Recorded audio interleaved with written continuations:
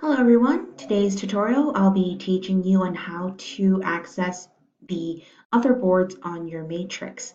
So for those of you know that in your on regional or your ORTIS, you can access up to 14 different boards. So today I'm going to teach you how to do so. Log in with your password.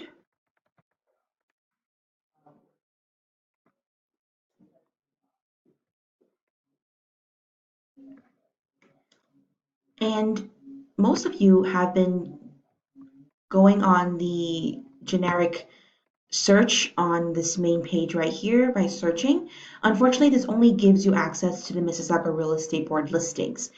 To access, for example, the Southern Georgian Real Estate Board, go to Tools up here, access Intramatrix, and when you log in, it is going to prompt you to accept the agreement.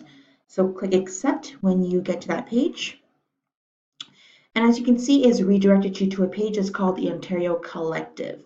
So on here, you can search for listings by clicking search as you will, however you've been doing so. And I want to look at just active listings. And I want to look in the Bruce County, in the South Bruce Peninsula. And just from that, I can see that I have up to 50 matches available. So if you click results, these are all the listings that are featured on this particular board.